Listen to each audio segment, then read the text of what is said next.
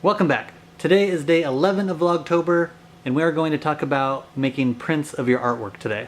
I don't know why, but for some reason I'm a little nervous talking about money. There's just a weird taboo. But my whole goal when I started this Vlogtober series was I want to make videos that'll help artists sell more artwork, and in all honesty, I want every artist out there to be able to quit their day job and make art full-time. So talking about money is unavoidable. So if I talk about how much I sell these prints for or any other artwork, it's not in a way to show off. It's just that by knowing the price, that'll help you guys, and that's my whole goal. So let's dig in. There are a lot of different types of prints you can make of your artwork, and I've done probably all of them. Here in the studio, I don't have all my samples, but I'll show you what I do have, and we're just gonna have to make that work. So here we go. The first type of prints I made, I showed you a few days ago in a different video, but I'll get a little more in-depth today. So this is a print on wood, but it starts like this. This is a wood panel. This is a print. This is not printed on a home inkjet printer. I actually get them made at a nice place. So first I paint the panel black, I trim the edges of the print, I glue the print on the wood panel, and then I do an epoxy resin coating over that. And the outcome is this. This one is number 5 out of 50. For this 6-inch square size, I sell these for $50 a piece. Also, I keep my editions low. Most of them are 50. I hate when I go to a place and I'll see a print and it's number 300 out of 1500. To me, that's just not that unique anymore. So I keep my edition numbers low just to keep the artwork a little more special. I offer the wood prints in a 6-inch square, 8-inch square. I also do 5x7s and 8x10s, but I don't have any right now. But I stick to those sizes for the most part.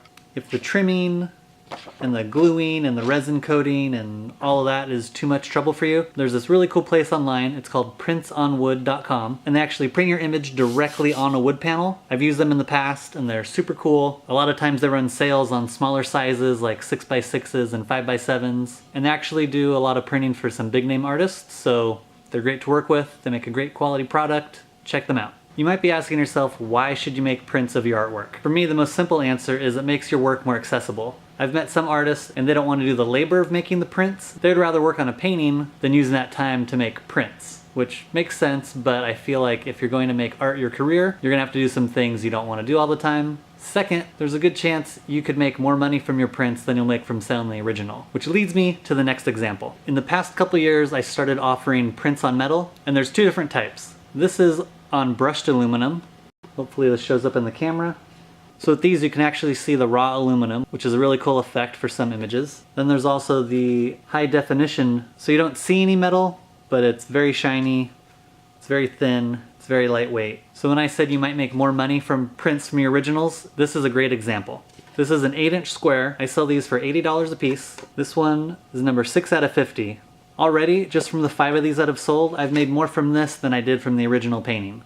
And I also offer this image as this other print, which is an acrylic block. These are super cool. You kind of have to see them in person, but hopefully if I turn it, you can get the full effect here. So keep in mind, when you make your original painting, you can do a lot more with it than just sell it. You can do this kind of print, and you can do the acrylic block, you can get the colors separated and do a screen print edition. To go back to the glossy metal, I usually get 4-inch, 8-inch, 12-inch, and 16 by 20-inch.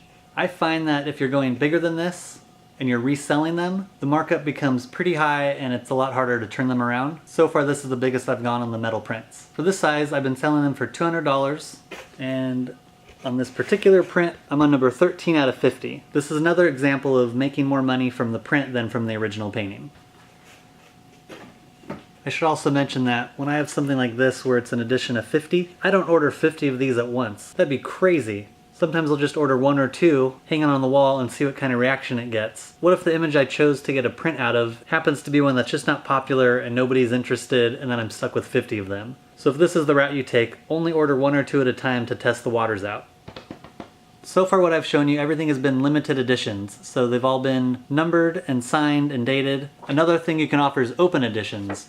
So I do 8x10s. If you buy them online, they just come like this and they're signed and dated on the back. But if you come into my shop, I have matted prints, which are also signed and dated, but they are not numbered. So that's an open edition. This is an example of a 5x7 in a matted frame.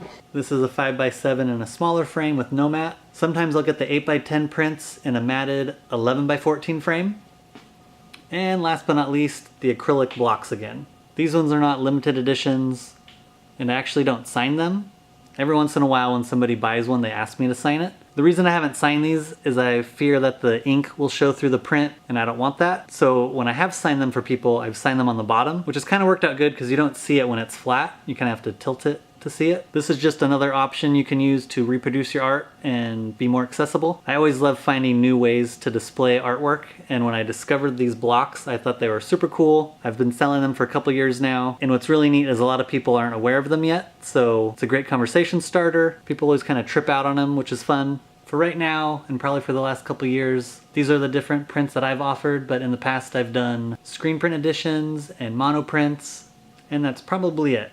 So if you're one of those artists that's avoided doing prints because you think you're selling out or you don't have the time to make them, think again, because most of this stuff is outsourced, unless you're doing the resin-coated print on the wood, or if you're taking the time to frame one of these, the work in that's very minimal, and it's certainly not selling out if your goal is to eventually make a living from your artwork.